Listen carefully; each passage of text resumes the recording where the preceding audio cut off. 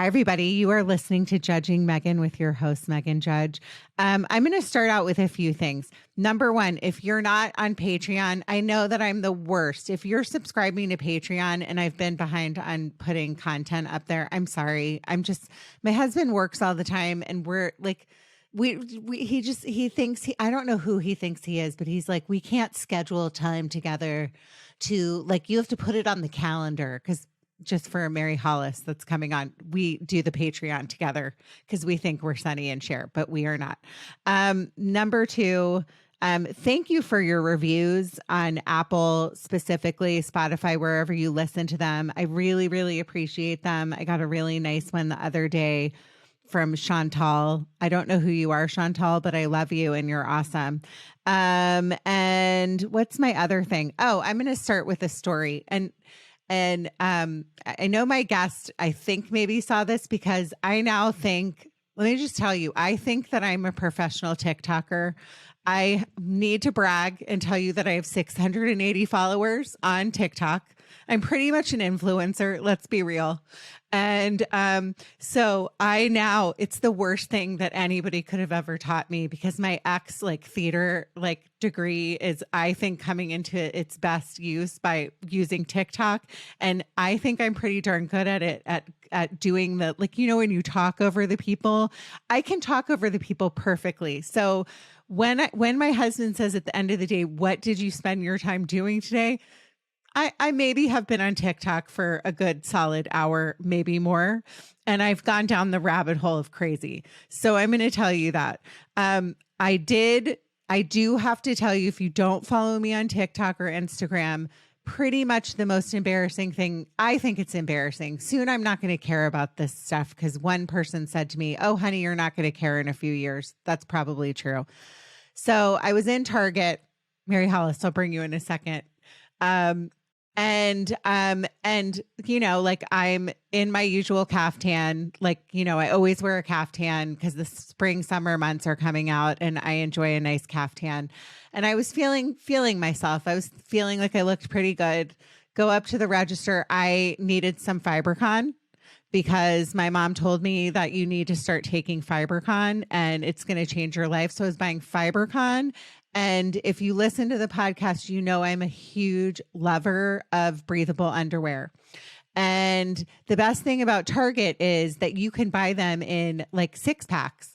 And so I was going down the aisles and I was like, oh my God, this is what I need. I need some new, and I'm going to branch out instead of using my usual Hanes for Her breathable underwear. I'm going to do the Fruit of the Loom breathable underwear because that's just how I had to do it.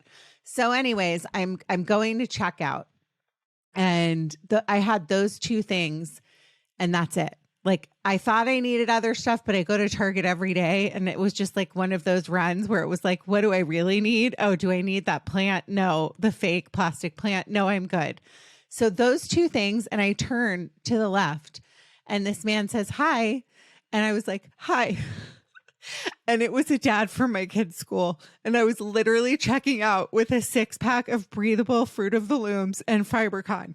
And he looked down and on the checkout thing. And he looked away, he was mortified. And I shouldn't be embarrassed because I openly talk about my passionate love of breathable underwear and how I've given up wearing thongs except in leggings, because you can't have a double butt. So I still wear them for working out, but, and I wear Bidari, by the way, best thongs ever. Cause they're just comfortable and breathable, breathable undies. Anyways, I was mortified. He's like, bye. I'm like, bye. I don't know his name. I think he is a kid in second grade. No clue who he is. See him at church. I'm mortified. He will know at church this Sunday that I'm wearing my breathable underwear. So then I walk out to the parking lot and I could not find my car. This happens to me every day that I go there. I don't know where my car is. So I took out my keys and I had to press the alarm. And as I'm doing that, he walked out behind me. I literally have not ever been so embarrassed in my life. Mary Hollis. Can I talk? Yes. I mean, I'm sorry. This is just a podcast with me. You're just going to sit there the whole time and watch. Go ahead. It's a perfect opening, Meghan, for a podcast about PTSD and trauma. Like, yes, totally. Totally. Like, this is totally a normal thing to talk about in the beginning of a trauma. I actually saw this on your Instagram and I felt right alongside you, mortified as well, but also so glad, just like on your podcast, that you were able to share it with us and make us feel all less alone in our breathable underwear and our Do you enjoy a breathable underwear? Let's just do an hour on breathable underwear. Okay. Actually. I mean, we don't need to talk about trauma or anything serious. Like, welcome to the Breathable Undie podcast. Like, let's go. Let's start it. This is the new us. It's life. It is life changing. And I'm going to give a shout out to my sister, Michelle, because several years ago, she told me about breathable underwear. And I was like, I'm not wearing granny panties. I just don't care anymore. I've thrown in the towel. Like, I don't wear them like on romantic vacations, but like I enjoy them on a daily basis. Yeah. My underwear collection truly is shameful. It's either like it's falling apart, like some sort of, woodland creature has gotten into it and ripped it apart. Yeah. Or it's breathable underwear or it's nothing. God. I love or nothing. Well, that's okay. If you're wearing leggings and you don't want a wedgie, like nobody cares. But like, why do we have to be uncomfortable as women? Like it's like step up to the plate, girls. If you're sitting there with like one of my friends, I told her yesterday, she's like, oh, I still wear them like thongs all the time. Like I'm doing you a public service, listeners, by telling you like you can wear, and my husband doesn't like what I'm saying, but this is my own. Your life. This is your life. This is your space. This is your podcast. This is my life. We've all been put here for a reason, and we all deserve acceptance. Judging Meghan with Meghan Judge. I'm a trauma survivor from a really young age, and I have been diagnosed with complex PTSD in the past few years. I've been surrounded by death and abuse much of my life. I've been dragged through the mud and have been to the point of not wanting to go on anymore. Through my interviews with other survivors, I've learned that there is a way out. From recovering to surviving and thriving, we all have the strength to come out the other side. You are listening to Judging Meghan. Everyone, this is a serious topic today, but I would also like to introduce you to Mary Hollis Inboden. I'm a huge fan of hers. Righteous Gemstones is one of my all-time favorite shows. I lived in Charleston, South Carolina. I have family in there in Charleston. My mom lived on Kiowa for a long time. I'm a huge fan of Charleston. And so when the show came out, I'm obsessed with it. Also, you might know her from Kevin Can F Himself. And also Murdersville. I reached out to you when I saw you on that. And I loved that show. Is it coming back again? I don't know. I hope so. I haven't heard anything about that. I was just a guest star on that, so I don't get any of the insider information. Thank you. The perm was my idea. I was very proud of my perm. Love a perm. And I did, I don't think that was the original first episode in the slate of all the episodes, but I was very, very lucky to be performing with Conan. I'm a big fan of his. He did make me laugh and they did keep it in. So I look like I don't know what I'm doing when the cameras are rolling. And, it makes me laugh every time.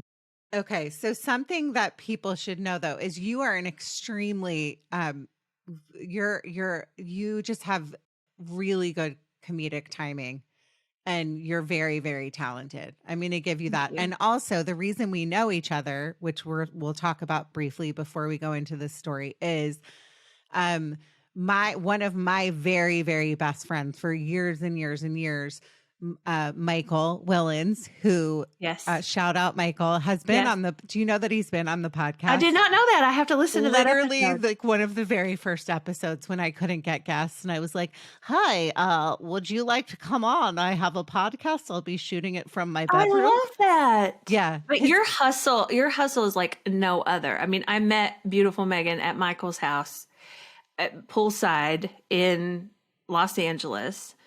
And she had her gorgeous family there, 2 beautiful daughters. And Michael and Jacob, his partner, have all these dogs. And so I don't know if you remember, but me and your entire family, including your smallest, made up an entire musical about dogs, which was supposed to be a spoof on cats. But Michael and Jacob don't adopt cats, they adopt dogs. And some of them they're varied degrees of behavioral issues amongst these dogs. And, you're just constantly like, are my ankles going to get bit? Am I going to be missing toes when I leave this house? Yeah, because one of them's hate me for saying that. No, but one of them does bite. And like you'll walk in the house and they're like, oh, just ignore Hank. He's going to bite you. No big deal. I'm like, oh, okay. Do we ignore it or do we do something about it? Are we confronting this behavior? Nah, it's just sort of like the house for dogs, and humans are welcome, but at your own risk. But the musical was so funny. I remember because at that point, that was the first time I met you that time. And Michael's like, oh, she's an actress. And I guess I had recognized you, but I didn't like really put it together because you just, and then I was obsessed with you after that day because you are so good with kids. Oh, thank you. And funny. I mean, just your wit and your ability to improv like you did. I mean, you had my daughter, like she's still like, when I told her, I'm like, I'm recording with the girl that you met at the pool at Michael's. She was like, you are? She's so excited. I love that. She doesn't listen to this. Thank God. It was such a good day. And I was so dazzled by your daughters and their just creativity, and it was so wonderful. And we had a really fun time writing this musical, but it was that day that you said that you were creating this podcast. Mm-hmm. And it was, I mean, if you had done any of these at that point, I'm not sure, but we started following each other on Instagram, and I've watched your whole journey, and I love the podcast. I love the space for the sort of deep, uncomfortable, sometimes tragic discussions that you have with people. I think that trauma and PTSD can be quite an isolating experience because you're the only person who knows what it feels like, even if, like in my experience, you share it with other people. So I have always applauded you for creating this for yourself and to work through some of your things publicly. But I also appreciate this space that the thing we're going to talk about today is not something that I share all the time because, usually it's not just an uncomfortable topic, but it's hard for people to carry with me. Yeah. So it's hard to share it because it sometimes can seem really inconvenient to the listener. So if you've got this space where people are leaning in, I'm happy to share my experience because I think that we should all be sharing our dark and uncomfortable things to hopefully, in this case, provoke change. Yes. So let's make a little pivot because we both are gals that enjoy laughing and humor. And honestly, I say all the time, like my humor helped save my life, like just being a survivor of the trauma of my childhood. And I'm wondering if you're kind of like that too, where you kind of that like acting and escaping into characters and all the things that you do kind of like helps heal you.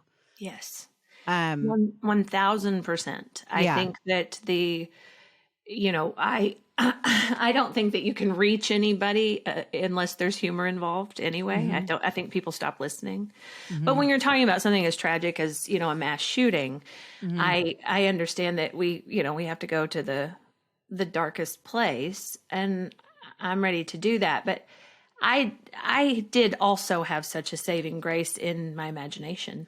Mm-hmm. It's something that when the shooting happened, I was able to leave this world and sort of escape into other people. It has made me in my life highly empathetic. I absorb, sometimes to my detriment. But it also is sort of a superpower of mine, and it's made me, I think, successful at my job. My big imagination that kicked in right after the mass shooting that I survived as sort of an accidental survival mechanism has now become something that I use in my career, you know? Yeah. Well, let's talk about this. We're going to go into, so you are, you live in Arkansas. You're a working actress, all like working jobs all over, shooting everywhere. Yeah. But so before I go into the shooting, I've noticed like I talk quite a bit about shootings on the podcast, just being a mother. I've had, I don't even know how many episodes. I think I'm on 120 episodes right now. I've probably done like 5 to 7 with survivors of either mass shootings or shootings. And it's extremely frustrating for me, not being a survivor of a shooting, to be a parent, I'll say this, or somebody that lives in our country and interviews people all over the world, and they don't seem to have these issues.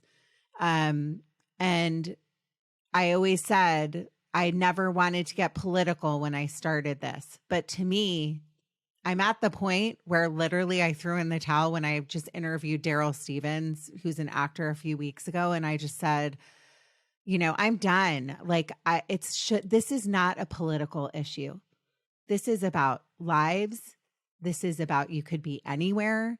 And so I'm extremely passionate about this. And so when I reached out to Mary Hollis, I just said, I've always thought about you. And I think I knew pretty early on that you had been a survivor of a mass shooting. And I was afraid to kind of like ask you to come on. And then I reached out recently and I said, do you think you're ready to come on? And you said, I don't know yet. And you were like, and then I reached out a week later and I just said, do you think you're ready to come on yet? And you said, yeah. Yeah. And so I understand, it's very painful to talk about this stuff, but also how frustrating it must be to continue, because your shooting took place in 1998, to continue to see this. And every time it happens, it must just infuriate you. So Can you take me back to that time and kind of like tell the story? Yes. In March of 1998, I was 12 years old, and up until March 24th of 1998, I had a really idyllic country childhood.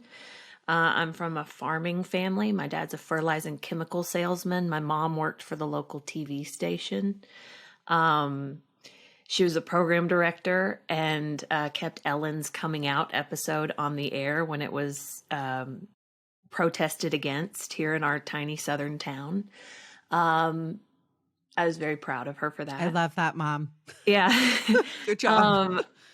It kind of always fighting for like justice and, but in our small sort of country pocket way, and I was lucky to be exposed to theater and arts. And so I'm going to dance classes and really had sort of everything that a kid could ask for, and I went to school one day and the whole day was completely normal. It was a gray day, kind of like it is today outside. And we had lunch. It was hamburger and French fry day. And we went to our 5th period class. And Miss Carlisle took the roll. And everybody was in my class. And she started and the fire alarm went off. And Miss Carlisle went back to her book and looked at her book to see if there was a fire drill on the schedule. And there wasn't. And I was insistent that we get outside along with some of my other classmates because a fire drill meant that you got to laugh and joke and hang out with your friends, Mm-hmm. And you got to have a break from actually sitting down and learning whatever she was going to teach us in reading class that day. And we all followed my 6th grade fellow students out to the playground and weren't there for very long before we started hearing these terrible pops. And I understand now, and forgive me if I go back and forth from then to current day, but it's important for me when I tell my story that everybody knows that we live in a society now where this is all sort of commonplace, and kids have school active shooter drills. We did not have those then. I mean, I was 12, I'm 37 now. So I have to kind of put it in perspective for people, I feel, when I talk about it, because of what the epidemic has done and how it has graduated to what we experience now. It was not the same world in 1998. And so the pops were either construction or fireworks. You hear it all the time from mass shooting survivors or shooting survivors, that it must be fireworks. And that's the immediate sort of denial of the experience. And it was everything that happened from then, every thing that I witnessed, everything that I saw is so completely hard to describe, Meghan, because while it's very real, it is so violent. And it has always felt that when I share it in graphic detail, it will never be enough for people to kind of comprehend or be able to see for themselves, or until you are in it. Me and my classmates, my other 6th grade friends, are the people who know exactly what that was like, right? And so if I were to go into detail about that right now, I wouldn't feel good about this interview. Yeah. But I can tell you that it was awful. And these things at 37 years old are things that I replay every day of my life. Good days, bad days, distracted days, days when I have nothing going on, days when I'm so excited to be on set, at work, doing the thing that I love. These are the images that I replay over and over again. Completely with no meaning to, it just sort of pops in. They have made a way into my everyday life. The shooting is violent. It's graphic. My friends start to fall down. My teachers are hit. My best friend, Paige, is killed that day, along with another teacher and 3 other of my classmates. And we are ushered quickly into the school gymnasium that is nearby, where we find kind of some safety for a moment, that 2 of my classmates have planned this and done this. They were 11 and 13, and they had a barrage of guns on the backside of the school, where the youngest one, Andrew, who was in my class, who I knew well, we sat, my last name's Inboden, his was Golden. We sat near each other, so alphabetically we were always sort of, hearing each other's names. And also this is a 250 students, faculty, staff school. This is a tiny school in the middle of nowhere, Arkansas. So just to give you some perspective about numbers. 5 people were killed that day because Andrew, the younger of the 2, ran down the middle school halls and pulled the fire alarm and got us all outside and started shooting at us. It had been planned on the school bus between himself and the older student, Mitchell, who was in the 7th grade, a year older than me. And they took a lot of lives, and after they felt like they were done, they started walking back through the woods behind the school to the van that they had stolen. We don't know what the next part of the plan was. They were apprehended behind the school. That is the experience of the shooting itself. And in the immediate aftermath, we are, as students, called back to the school, because at our age, we were very young. It was important that if we were ever going to be going back to that school ever again, that we get back there as soon as possible. This is what all the therapists are saying as they're sort of flooding into the school to provide help. So we went back to school. that night. And not that night, sorry. The next night we were back on the school grounds. School was canceled the next day. And on that Wednesday, this shooting happened on a Tuesday. And on Wednesday we were back in school. And we started sitting and attempting to talk about what we had seen and what we had experienced. And the classes were from that point on for the rest of the year. And, from what I remember, even though the class structure, the sort of like, environment of our classes was still all these like straight row desk lined up, in some ways, for the rest of my school life, we were always in these circles. So if you can imagine all the desks in a row. Yeah. After the shooting, my class of sixth graders, from then on out, were all sort of like, whether physically or just emotionally, in this sort of circle in a group therapy session. I think that I've learned this in therapy after the fact, but it's important for me to share that the reason why I don't go into graphic details about the actual event is sort of the same reason why I have a hard time talking about it outside in many circles. And one, it's because it's a super painful thing to talk about, but also there were so many people who came with the intention to help us as little kids, right? There are so many people who kind of infiltrate the school in the days after to kind of they're licensed professionals. We've got social workers and psychiatrists and psychologists from all over the state, all over the world, coming in to this sort of anomaly, this shooting at this little school that kills 5 people and injures 10, it was just so strange. It was just kind of, and while shootings had happened, there were 2 in 1997. There was one in Stamps, Mississippi, and Pearl, Mississippi, and Paducah, Kentucky, were of note. I think 3 people apiece died there on those school grounds. They just weren't as commonplace. So everybody's doing their best in the days immediately after, and everybody is trying to help us and wrap their arms around these kids who are just like, and our teachers, who have a completely different experience, a completely different adult filter. Yeah, because your brain, I'm obviously, I understand, and I like that you're not going into like the graphic detail, because people sometimes, part of me sometimes is like, well, maybe they need the graphic detail when I get angry and I think about it. Yeah.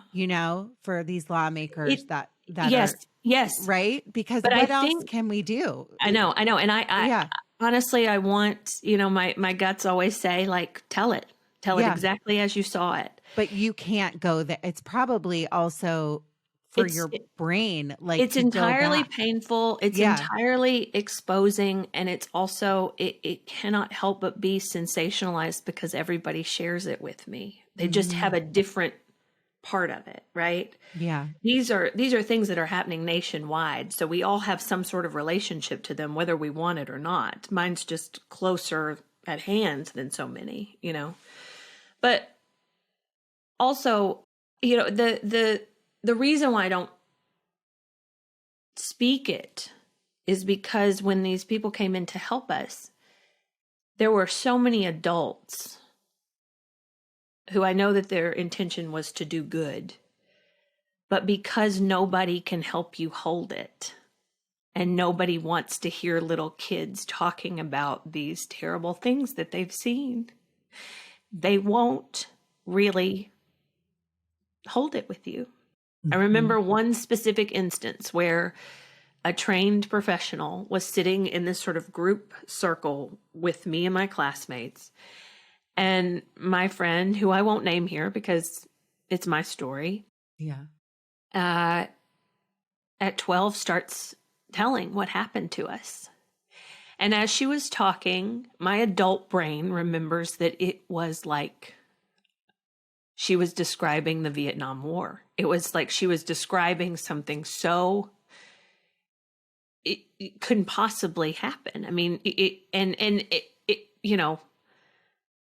the blood and the gore, and she's talking about this in this therapy session, and the therapist is trying, I think, to lean in, but cannot do it, and stops my friend and says, let's get to the 7 stages of grief. And we're past this book, because nobody truly can hear a little kid. I mean, you have 2 little daughters, but the things that were coming out of her mouth all made sense to us because we'd all seen it. Yeah. So she wasn't telling any fibs. She wasn't creating a tall tale. But when you see a little kid talking this way, it's like, and you didn't experience it, it must not quite be that way, right? It couldn't be that graphic or that violent. So from that day on, I think I tucked in a lot. And our job, I understood, was to survive it, heal from it, move on. And I think that this is something that we're still teaching. But my question to you is, like, going through, and obviously this was 1998. To be honest with you, I didn't even know about this shooting, because really, until I started reading about it and reading about like how you did the play, and then in my mind, I remember Colorado, Columbine, right? That to me, like, they're like, oh, that was the first. And anytime you hear it on news, they say Columbine. Oh, you're say, and so for me, like, when I read that, I was like, well, first, what about Mary Hollis's story? Like, this happened to her and those other children and these teachers. And why does nobody talk about this? It does. Thank you so much for doing the research. It makes me feel so seen. And when I say me, I also mean my friends. Yeah. You know? Yeah. My friend who was killed, my friends who were there. Your best friend. My best friend. Yeah. And my classmates who are, all struggling in different ways. We all are. We're all walking through, but we're all struggling. It is buried. The shooting at Westside is buried beneath so many. And Columbine does. It's the bookmark for where this problem started. But in fact, what I know is that the shooting at my school, which I will call my shooting, is the one that taught Columbine how to be Columbine. And the next one after Columbine is taught by Columbine. And this is how we've gotten into this sort of vicious, fast-moving, completely overwhelming epidemic of mass shootings. And now mass shootings everywhere, not just mass shootings in schools. Churches, so one teaches the other one. Yeah. Yes. One teaches the next one how to do it.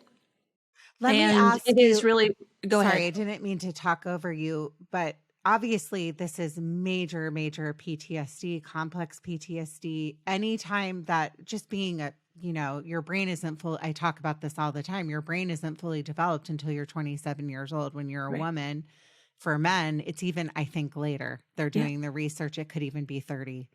Yeah. So to have to hold that and live with it, and then constantly have a barrage of just almost people being like, well, you don't matter. Your story doesn't matter. We're going to just pretend like none of this is happening every day.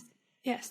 And so every time this happens, I can't imagine what it's like for your fellow students and your teachers, if, to be reminded that you almost are being told, I'm sorry, it makes me emotional, that you don't matter. I mean, it's like you've been in my my therapy sessions with me, Megan. Because I have been. I was in there and you just didn't see me. I'm joking. You were there. It was creepy.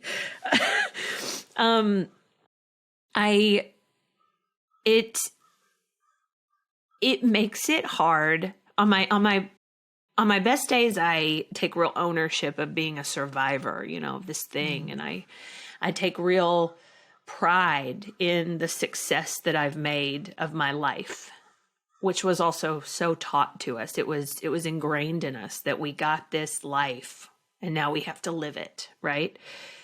We got this, I got to be here. Paige did not. So the undertones of sort of live for her or she is your angel has propelled me into some life that has brought me a lot of joy. But it is also quite damaging to tell a young person that, you know, they're now living for somebody else and their happiness is tied to this tragedy and, you know, the constant reminder that you might not be doing it right or the way that they would have had they gotten to be here. You know, the sort of like years survivor's guilt. Yes. Survivor's guilt. Yeah. Yes. And I have for years felt my sweet, sweet friend Paige, you know, sort of on my shoulder and never realized that Paige would not be the judgmental curmudgeon that I have created her to be, you know, in moments where I'm like, well, maybe you should be working harder, or maybe you would be further along if you were more focused, right? But it makes it really hard when the shooting is forgotten, when she is forgotten, when we are looked over. It makes you feel like you don't matter, that your experience doesn't matter. And also one that could have taught us so much, taught us nothing. Because I feel like if I had to watch the things that I saw, if I had to lose my friend Paige and my teachers and my 3 other friends, then I can take that. Like I can live with that my whole life. I can keep going to my therapy, and I don't speak for my other classmates, but I can do that if it's just this one, right? But Paige and my classmates are buried beneath so many others, and nobody remembers it. And it makes it sort of feel like everything in my life on my worst day is sort of meaningless. And that is that. And when you say that, you know, it's so fucked up, is the fact that even, and I consider myself, I try to educate myself about on all sides and read a lot. And, you know, I'm very passionate about this, obviously, but I cannot remember the names of the shooting victims that happened 1 week ago. So if you think about that and you think about everything being buried and all of the things that you're saying, it's as if the amount of carnage and trauma and all the things that children all over the country now have seen. Yeah. It like, what are politicians doing? Yeah. And then it starts to make me just get angrier and angrier. And it's like, what is happening? Like, it shouldn't be happening. So you asked me, you asked me about the timing of reaching out. Cause I know that, you know, I've been quite curious about your podcast as a listener of this podcast on many different, on many different topics. I think you cover so many things that, you know, complex PTSD, of course, but also suicidal thoughts. You know, it gets really, you get really into it on this podcast. And I'm proud of you as your friend, and also proud of you as just a fan of the P.S. I'm really freaking proud of you. And if I lived in Arkansas, I'd be stalking you right now. And then you'd be like, leave me alone. But come on over. I think the timing is important because I posted, which I don't do all the time because there are so many of them. Yeah. And quite frankly, we all have some shooting fatigue. We do. We can't remember these people. We don't sit vigil long enough, in my opinion. We move on, just as was done to me and my classmates. It was very much like, you can graduate and you will do a good job. You will graduate your therapy if you get up and move on and show us that you're not going to be a problem, right? That you're not going to be like, that you're not going to let this really define you or get its claws in you. And it's like, that already happened. Like, that's happened. We're we're past that. It's You're like, it happened the day that it happened. It happened the day that it happened. Yeah. And a whole bunch of adults, in my opinion, like were shocked by it. It took everybody by surprise. And the real betrayal comes in when nobody fixes the problem. And so there's a 12-year-old girl in this 37-year-old body who's really fucking pissed off. Mm-hmm.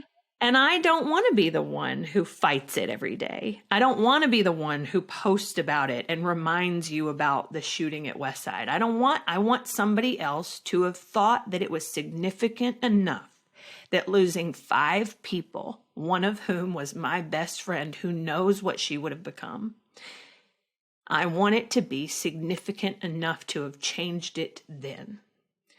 And 25 years later, I am here on your podcast because 6 people were killed at a little school in Nashville, and I posted about it because they all looked like me and my friends. There are some of them that happen, like Uvalde, that are particularly hard for me to get over. It's particularly hard for me to get out of bed. It's something that I have to sit, and if I could, I would light every candle in my house and sit in the dark and pray to my universe and God that I believe in to make it all stop and to remember. I feel like we don't sit with this long enough before the next one happens, and so they're all insignificant. And when you reached out, I thought, well, that's going to be too much. It's going to be too hard. And really the reason why I'm here talking to you today is not just because I'm a fan of the work that you do, but also because I don't want to not matter. I don't want my friends to not matter. And I do think that two things can be true. More than two things can be true. I can have made a successful life and still walk through a lot of darkness because of this thing that I survived, right? The anxiety, the fear is all compounded by the next one. We are completely feeding into this idea of preparedness over prevention, and it should not be. Now, Meghan, I understand that we cannot put the toothpaste back in the tube, and I understand that shootings will continue to happen. The shooting at my school in 1998 was not an AR-15. There was an assault weapons ban at the time. It happened from 1994 to 2004. Basically, my school experience was under an assault weapons ban. So you just didn't see AR-15s in schools, doing mass shootings. You didn't see it. Yeah. I think that when we feed into the fact that we are sending children to schools and getting them prepared for this, that's a problem. Okay. This is something I have never heard, and that's why I think it's so important that you talk about this. It's a problem because it is leaning so far. And I know that you don't get political on your show. No, I do. I actually do now. That was the point. I literally am tired of not talking about things, and I'm done. Yes. And it's not, because what happens is one side leans and says it is just a mental health issue. And the other side says, no. It's a gun issue. Yeah. And I am not somebody who believes that all guns will go away, nor do I believe that they should. No. I am from the middle of nowhere, Arkansas. I grew up in a house with guns. I am not sort of vanilla on this issue. I believe in an assault weapons ban. I think that that is the least that we can do for the babies at school and for the old ladies in the grocery store. I do believe in background checks, and I think that it should cost people a lot of time to own firearms. And I think it should cost them a lot of time and diligence and paperwork. I do. I think that people should have to do that thing before they own firearms of any sort. Well, it's the same thing as driving a car. Like everybody says, you have to go, like when you're old, you have to retake your driver's tests. Like, background checks. Like there's things. And I told you before we recorded, I am pro, like I grew up with guns in my house, not with my dad, but my evil stepfather had guns and he was a hunter. Yes. And I by no means am anti-guns. And I think a lot of people in the country, as long as you're educated on them, and if they're used for purposes like, whatever they're used for, and they're secure, but there's no need for AR-15s. No. And violence is going to happen. But like, just to piggyback on what you said, if I hear one more person say thoughts and prayers, Yes. I am literally going to I might go Loco Nation on people and just, Yes. and Or I'm not also, even a survivor of it, and I but you can't don't take have it. to be. You are a Yeah. mother, which is one of, right now, in my opinion, the bravest acts that you can do, because I can't understand. I can't wrap my head around, because of my experience, why I would risk having something that I love have to live in the world that we've created. Well, let me tell you something. I said this a couple weeks ago, because I've been talking about this a lot lately. And I just repeated an episode with two girls that are big Australian podcasters, the Good Morning podcast. Yeah. And I was asking them in the beginning, I recorded that in 22. And I asked them, like, why doesn't this happen? Obviously, there's still going to be violence. There's still going to be shootings. Yes. But the culture of like what we've been talking about, and just like, oh, news flash, news update, like story of the day, like giving these shooters like time on the air. They shouldn't be showing people's pictures. They shouldn't be these. Our culture is so freaking effed up. And Yeah. I said in the beginning, I'm guilty of it myself. I think I'm a professional TikToker, like, all kidding aside. But everything now is about social media, getting like the next story on the news. Yes. These are people's lives. And my kids came home, my youngest came home, like, and told me that an alarm went off. And she was like, oh, we got really scared because we didn't have a gun, like some kind of, they do like all of these exercises now, and one wasn't scheduled. So obviously, like, my 9-year-old Ella, that was like, Mom, this happened. And then I go to church every Sunday. I sit in the freaking front of the church, and I'm also super paranoid just because of my history. Yes.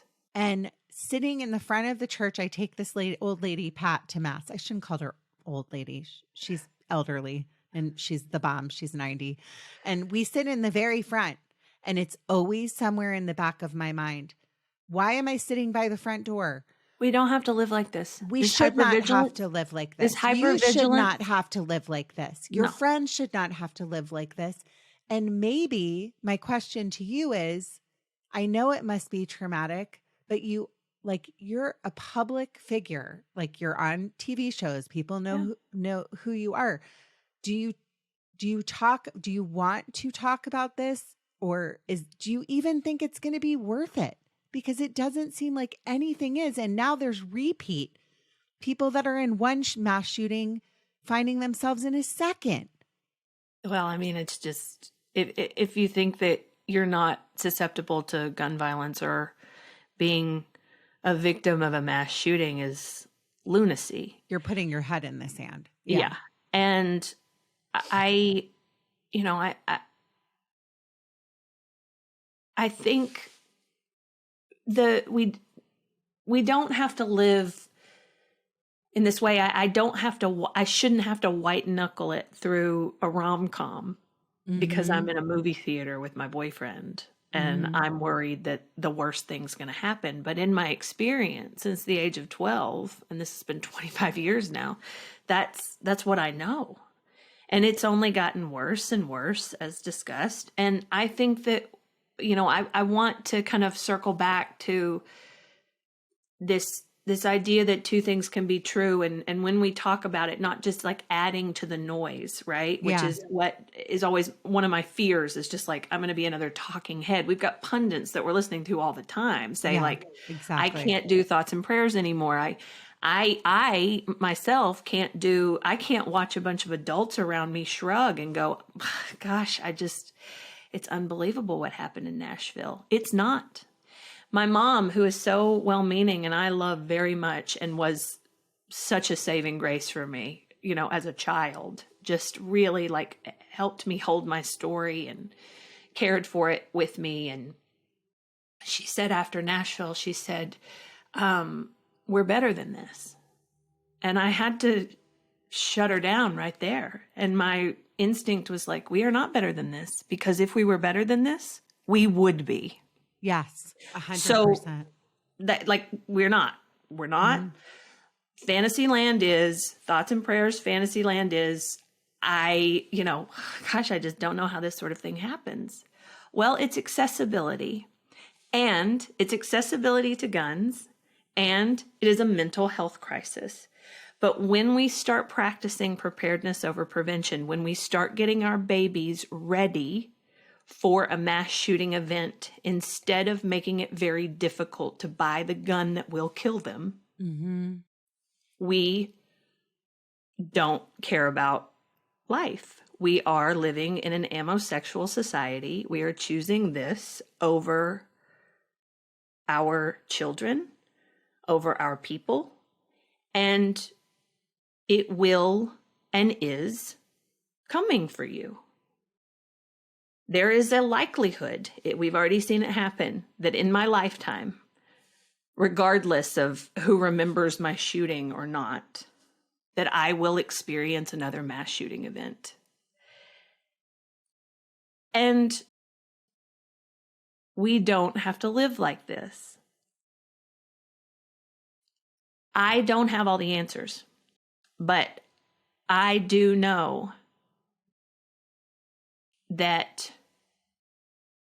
putting our society on alert, being scared, becoming hypervigilant is exhausting. There is a low hum of just fear in all of us. And honestly, one of the major fears that I've started to get is like, if we don't get a hold of some of this gun enthusiasm and pull it back some and get something to happen that's just sort of curbing our appetite for these weapons, then the alternative is that we're all armed. And we're seeing that too, because even in a non-mass shooting event, people are reacting like that and killing people. Yes. For driving up the wrong driveway. Going to somebody's front door. Yeah. Yes. So I don't mean to like just like pile on the noise. But if I can say anything to you, and thank you so much for having me on, it's that I'm exhausted. I'm tired. I want it to be fixed. I want the experience that I survived that so many of my friends didn't, and that so many of my friends live with, in a strikingly painful and like all-encompassing way, right? Good days, bad days, bright days, dark days. I just want people to see and to hear that my whole life will be, I'm affected by this my whole life. And I'm 37. I want these victims who are more recent to not get lost. And I want us to care enough about those kids who are climbing through the woods trying to get out of that school. I want us to know that it's not just the people who die, it's also the people who live who I have to keep marching through. There's no alternative. I have to. And I think that I've done it successfully, but it doesn't make it any less painful some days. And it certainly doesn't make it any less frustrating when a new shooting happens and I sit there and I go, me and my friends could have stopped this if anybody cared enough. If anybody were willing to like lay down their arms long enough and not just insist that we healed.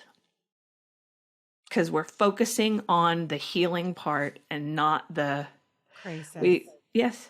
Yeah. I mean, that's part of like what we talk. I mean, I talk about every day is we're in a mental health crisis. We're not putting the dollars towards it. We're not doing the work behind it. And at the end of the day, that's what it's about. I mean, it's about money should be being put towards this, period. Yes. And if you're going to talk about it being a mental health crisis and it's a person, not a gun, then take care of all the people. We have to have the infrastructure. There's no insurance for me that covers the therapy that I need, right? Oh Like my there's God, no, no. like, And don't so if even you're get gonna, me started. yeah, Like, you cannot, I have a fit every month when I pay my insurance bill and my therapy is not covered. no, So what do people do? I mean, I try to tell my listeners, go to a community college. There's therapists, young therapists that are studying that are not even like fully therapists yet, but that's at least something. But it's not a fully schooled, fully trained therapist or a no. doctor. No. This should And so if be we're going to like, live in yeah, this society yes, where you're talking about somebody who's going to grab a gun and go shoot something up, yeah, our infrastructure is not taking care of our, universal health care is not taking care of that no, person getting the care that they need. And then also, if we're going to live in this society, you're not taking care of all the victims of this rampant problem. And it does. I mean, my friends and I suffer varying degrees of addiction from the shooting.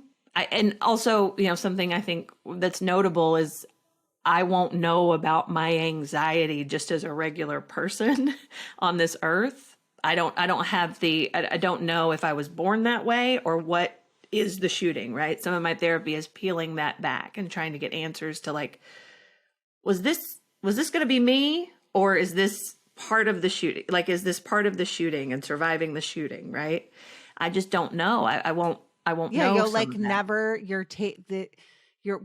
we're taking away people's like lives in their head, like not just physically. Paige wasn't killed, but like a part of you was killed that day. Like your heart was broken. These kids your hearts were all broken. Your brains were all like destroyed for how much of your brain, I don't know, Yeah. but it feels like that. And I know you have to go because you're like a working actress to a table read. I could talk. I mean, I feel bad because I'm cutting it off right now, but I don't want you to be late. But I will always come back and talk more about this if you've got room for me. oh I my really, God, really am such a I'm like, fan of I'm yours. now like, can I send you to like Washington DC? And like, I mean, I'm like in my head, I'm like, so basically, I'm running for a seat in Congress, and so are you. I listen. Yeah, I maybe you really should do have to think let you go, about but it. Yeah, I will. I have to let you go, and but I really, really appreciate this time, and thank you for saying that me and my friends matter. You do. I mean, you do. And I adore you, and we'll chat soon, and good luck with everything. And I'm sending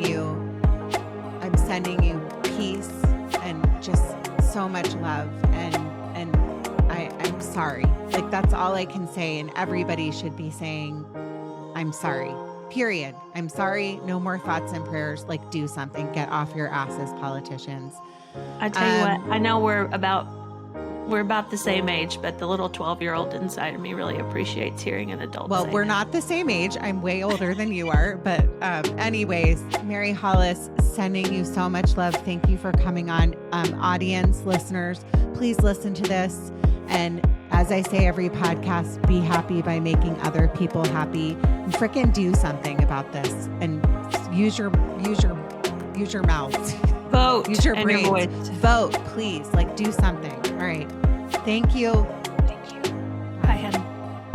Judging Meghan with Meghan Judge.